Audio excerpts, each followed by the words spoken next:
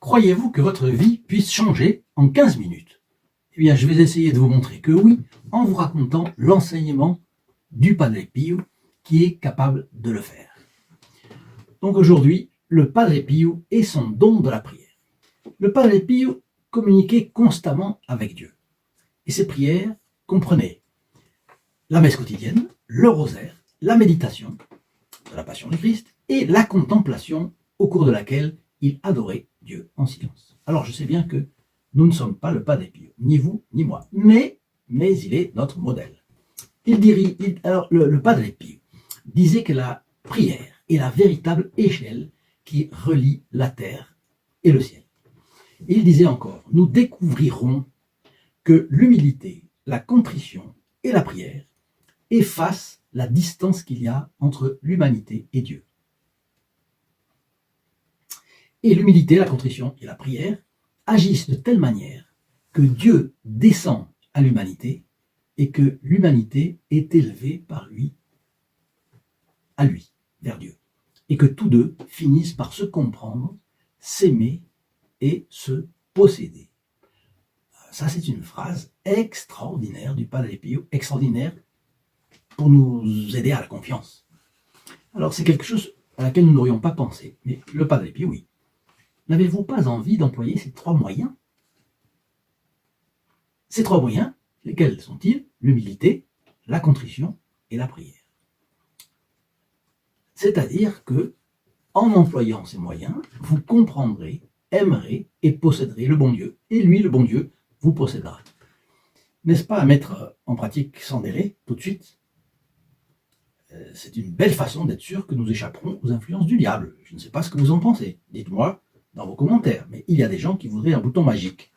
Être protégé du diable, sans effort, en appuyant sur un petit bouton. Eh bien, ce serait le prêtre qui aurait tout le travail, et puis nous, non, pas d'effort. Non, les choses ne fonctionnent pas comme ça.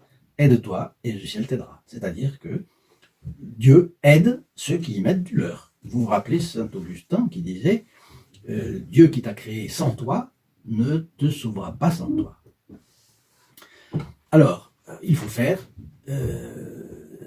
ce qui nous revient de faire. Pour l'exorcisme, s'il faut un exorcisme, bien sûr, il faut y recourir, mais ce n'est pas à nous de décider, c'est au prêtre exorciste. Alors, ce qui dépend de nous, par contre, c'est 1. Être en état de grâce, c'est-à-dire lutter contre les tentations et se confesser régulièrement. 2. Ne pas discuter avec le diable. Ne pas discuter avec le diable. Et se rappeler que le Padre Pio disait que le diable est un chien féroce, mais bien attaché à une corde ou à une chaîne, vous savez, comme dans ces fermes. Et le diable ne mord que ceux qui s'approchent de près. Donc, on se tient loin du diable. Et la manière de lutter contre le diable, vous savez ce que c'est, le Padre Pio l'a dit souvent, c'est de fuir. Le courage consiste à fuir. Bien.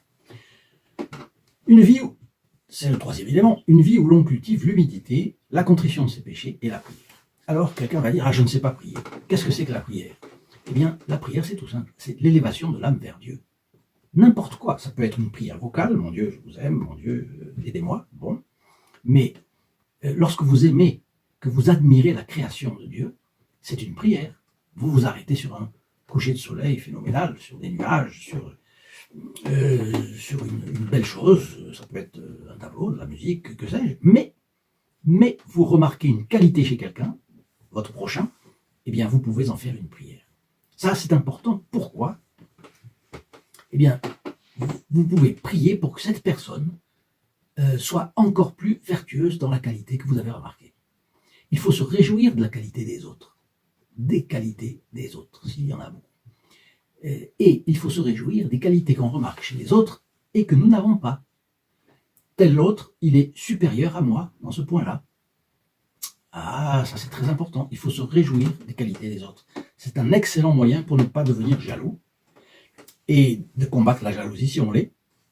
Il ne faut jamais prendre ombrage d'une qualité, d'une vertu de son prochain. Ce serait un grave péché d'orgueil, d'égalitarisme, de ne pas être content d'une chose bonne qu'il y a chez quelqu'un. Bon, bien sûr, un autre moyen, c'est prier pour les âmes du purgatoire, comme nous l'avons déjà vu. Pourquoi? Eh bien, offrir pour elles des messes des prières, des sacrifices, des bonnes œuvres. Tout cela sera puissamment utile à l'Église militante, c'est-à-dire l'Église qui bataille sur cette terre, et deuxièmement à l'Église souffrante, c'est-à-dire les âmes encore au purgatoire, qui ont une sainte impatience de retrouver Dieu, leur temps de purification terminé. Vous avez, comme moi, beaucoup entendu une formule qui me revient aux oreilles: on n'a jamais vu un coffre-fort suivre un cercueil. Oui, si vous hésitez à faire dire une messe, c'est pas si cher que ça, une messe, ou de faire un sacrifice, vous penserez certainement que ce que vous donnerez pour faire dire des messes, pour les âmes du purgatoire, ou pour aider une œuvre au service du bien, eh bien tout cela sera bien employé, évidemment. Bon. La vie de prière du Padre Pio a commencé dès sa petite enfance. Il priait chaque fois qu'il pouvait. Plus il grandissait et s'approchait de Dieu, plus il cherchait les occasions de prier. C'est ainsi qu'au milieu des souffrances et des épreuves de sa vie, et Dieu sait s'il n'en a pas manqué, eh bien, il a trouvé son réconfort dans la prière. Nous souffrons? Vous souffrez? Eh bien, alors, réfugions-nous dans la prière. La prière nous sauvera, je vous le garantis. Un des amis du Padre Pio, le père Agostino Daniele de San Marco in Lamis, a écrit dans son journal en février 1944, donc 24 ans avant la mort du Padre Pio: penser à Dieu est pour lui une habitude. Il vit sa vie intérieure comme les saints. Même quand il nous parle, nous sommes bien conscients que son esprit s'élève vers Dieu. Voilà, ce serait l'idéal, que tous les catholiques, que tous les fidèles du Padre Pio, eh bien, soient comme ça. Quoi qu'ils fassent, ils ont l'esprit avec le bon Dieu. Donc, se tenant toujours parfaitement bien, parfaitement correctement, en toutes choses, en pensée, en parole, en action. En 1999, après la béatification du Padre Pio, Jean-Paul II a parlé de lui dans ces termes. C'était après la béatification. Le Padre Pio souhaitait que de nombreuses âmes se joignent à lui dans la prière. Priez le Seigneur avec moi, disait-il, car le monde entier a besoin de la prière. Et dans votre jour le jour, quand votre cœur ressent plus fortement la solitude dans votre vie, priez, priez auprès du Seigneur Jésus. Alors, parce qu'il a beaucoup souffert de diverses façons, dans plusieurs domaines, le Padre Pio a toujours prêté une profonde attention à tous ceux qui souffraient. D'ailleurs, je pense que vous aurez remarqué ça dans votre vie. Si quelqu'un a souffert, il comprend énormément mieux la souffrance des autres. Et vous avez deux catégories de gens, grosso modo, enfin on peut séparer les gens en énormément de catégories, mais il y a deux catégories. Il y a les gens qui ont souffert, les gens qui n'ont pas souffert. Les gens qui n'ont pas souffert ne comprennent en général pas la souffrance des autres. Donc le Padre Pio, il avait tellement souffert qu'il comprenait ceux qui souffraient. Et c'est pour ça qu'il voulait les aider de toutes les manières possibles et imaginables à comprendre d'abord la valeur de leur souffrance et de leur croix, à les diminuer si c'était possible.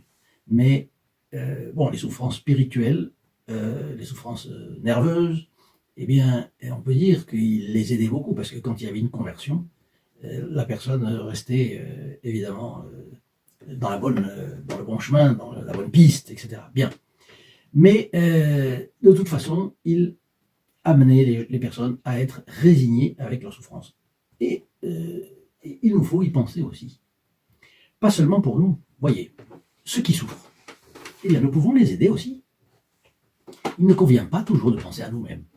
On peut demander l'aide du Padre Pio, l'aide du bon Dieu, l'aide de la Sainte Vierge, ça convient même. Mais pas toujours penser seulement à nous, je. Et imaginez qu'aujourd'hui, ceux qui souffrent sont innombrables. Aujourd'hui, on sait, dans les EHPAD, dans les maisons de retraite, combien les personnes souffrent. Après, il y a des gens qui perdent leur emploi aujourd'hui. Il y a pensez à tous les restaurateurs, les gens qui ont des restaurants ou des brasseries ou des bars. Vous vous rendez compte la misère dans laquelle ça les plonge? Faillite.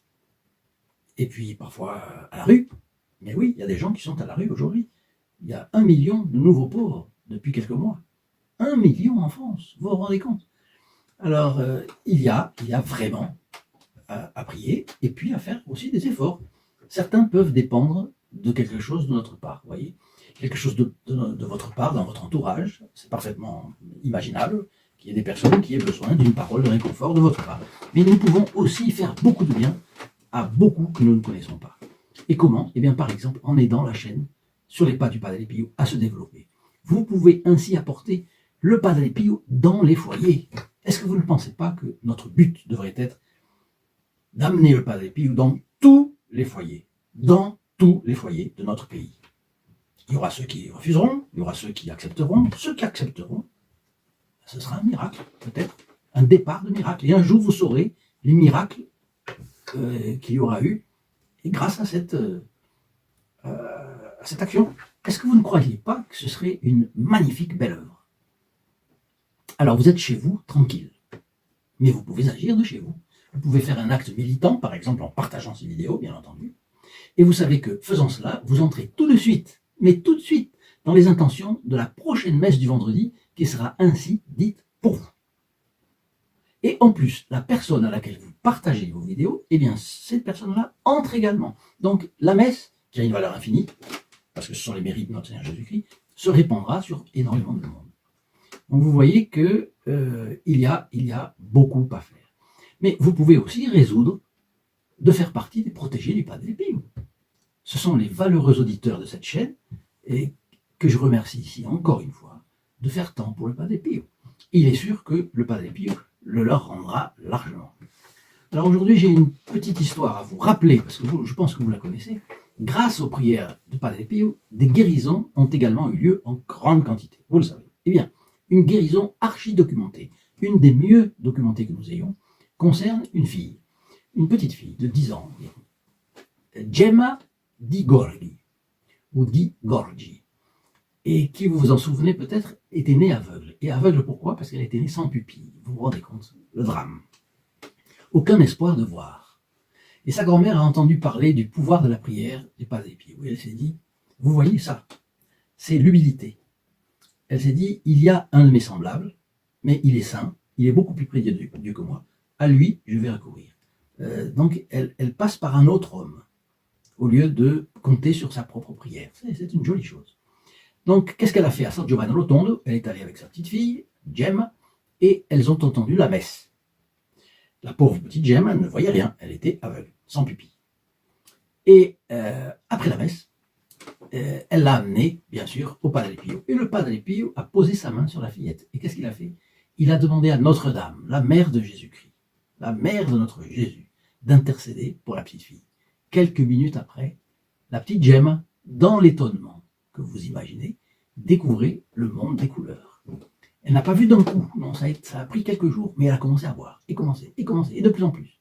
Bon, quelques mois plus tard, un célèbre ophtalmologue a déclaré que Gemma voyait vraiment, quoique toujours sans la pupille des yeux. Or ça, c'est impossible. Ça me fait penser au miracle à Lourdes, où quelqu'un a recouvré la vue, mais cette dame-là n'avait pas le nerf optique, donc elle avait des pupilles, mais l'information ne pouvait pas monter au cerveau, il manquait des nerfs optiques. Elle voyait tous les jours. C'est-à-dire, c'est comme Gemma, qui voyait sans la pupille, c'est un miracle permanent. C'est à chaque instant, une loi naturelle est suspendue par une action de Dieu.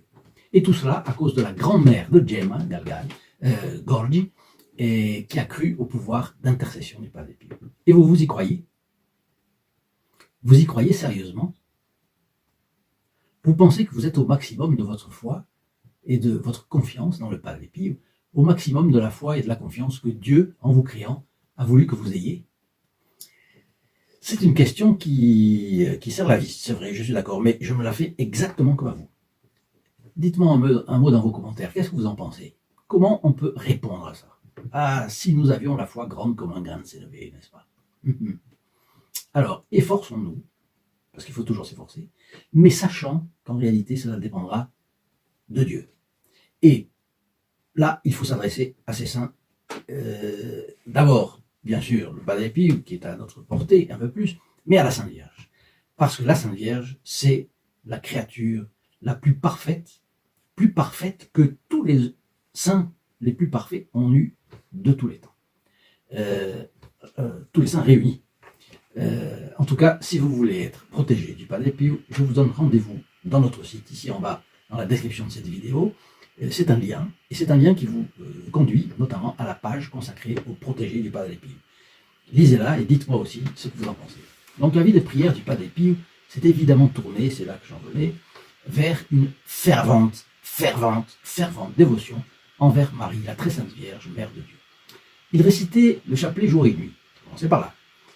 Et il se concentrait sur les scènes racontées dans les évangiles pour chaque mystère. Et il recommandait que chacun prie un chapelet au moins chaque jour. Et en méditant sur l'humilité, sur la puissance, l'amour et le salut que le Christ, par Marie, apporte à chaque personne qui le prie. Vous voyez, il demandait cela. Priez un chapelet, au moins un chapelet par jour, si possible le rosaire, et méditez sur l'humilité, la puissance, l'amour et le salut que le Christ, par Marie, apporte à chaque personne qui le prie le chapelet. Le Padre Pio a eu de nombreux biographes. L'un d'eux, c'est Francesco Napolitano. Il raconte la chose suivante. Il portait toujours le chapelet à la main, ou sur son bras. Il l'appelait son arme. Une nuit, alors qu'il était malade et se reposait sur son lit, il n'arrivait pas à retrouver son chapelet. Il appela donc le padre Onorato et lui dit « Mon jeune ami, apportez-moi mon fusil. » Alors il a eu un moment d'étourdissement, sachant pas ce que ça voulait dire, mais après il a bien compris. Le Padre Pio lui a fait le geste. Comme il désirait en toute chose plaire à Dieu, le Padre Pio aimait réciter la prière que Jésus nous a enseignée, bien sûr, le Notre Père. Pendant sa dernière messe, le 22 septembre 1968, il l'a récité, bien entendu. Mais plus tard, dans la journée, il l'a récité encore en attendant que le Seigneur vienne le chercher. Nous aussi, le Seigneur viendra nous chercher. Un jour. N'en soyons pas effrayés comme tant de gens qui, aujourd'hui, parce qu'il y a une éventuelle possibilité de prendre un virus, paniquent pour un oui ou pour un non. Non, la mort n'est pas la pire des choses. Il suffit d'être vivant pour mourir. La mort n'est pas la pire des choses. La pire des choses, c'est la mort si on est en état de péché mortel. Car si on n'a pas la grâce de la contrition parfaite, eh bien, ce serait l'enfer pour toujours, pour l'éternité. Imaginez, pour toujours, un toujours qui ne finit jamais. Donc, la vie n'est pas la valeur suprême. Les valeurs suprêmes sont celles qui donnent le sens à notre vie. Et là, il convient vraiment de s'en rappeler. Donc, vrai maître en matière de prière, le Padre Pio est mort de la même façon qu'il a vécu, avec les noms de Jésus et de Marie sur les lèvres. Donc, je compte sur votre like, vos partages et vos commentaires, et je vous laisse avec la bénédiction du Padre Pio. Au revoir. In nome del Padre, del Figliolo e dello Spirito Santo, e così sia. Sia lodato Gesù e Maria, e